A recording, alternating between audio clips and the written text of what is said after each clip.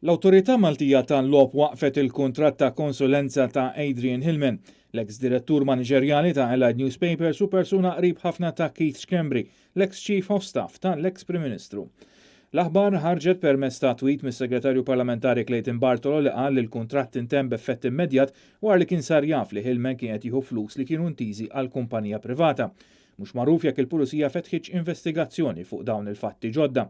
Il-Prim Ministru Robert Abela min-naħa tiegħu qal li din kienet deċiżjoni li kellha tittieħed u ħadha wara konsultazzjoni mas-Segretarju Parlamentari Clayton Bartolo.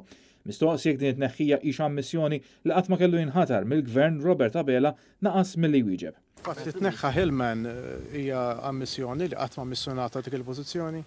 Jiena ħan nitkellem dwar illum, jiena ħadd il-kariga ftit tal-ġranet ilu u d-deċiżjonijiet ittieħdu mill-ewwel. Il-ġurnalisti fakru li l-Prim Ministru li Silvio Schembri kien segretarju parlamentari responsabbli mill-Awtorità tal-Logħob u Robert Abela taħ promozzjoni għal Ministru. Staqsew jekk tkellimx ma' Silvio Schembri dwar ħatra ta' Hillman, iżda il-Prim Ministru qal biss li tkellem ma' segretarju parlamentari attwali.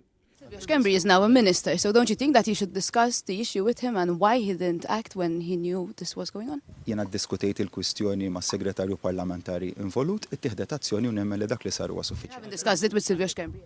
Jiena ddiskutejta mal-segretarju parlamentari Clayton Bartolo. Mistoqsi direttament dwar dawn l-istejjer li qed ikomplu jtebbaw l-amministrazzjoni laburista, il-Prim Ministru qal li ma jħoss il-bżonn li jagħmel bidliet drastiċi fis-sistema tal-Gvern. Fl-2018 il-ġurnal Times of Malta kien żvela li Hillman kien qed jaqla mal-4,000 euro fix-xahar minn dan il-kuntratt ta' konsulenza li natalu permezz ta' direct order fuq istruzzjonijiet tal-Uffiċċju tal-Prim Ministru.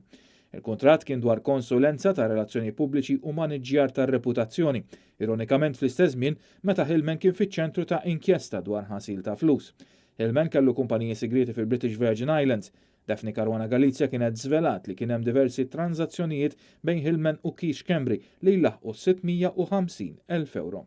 Min barra dan il-kuntratt il-Gvern poġġa wkoll lil Adrian Hillman bħala rappreżentant tiegħu fil-Board of Trustees tal-Università tal-Ġordaniżi.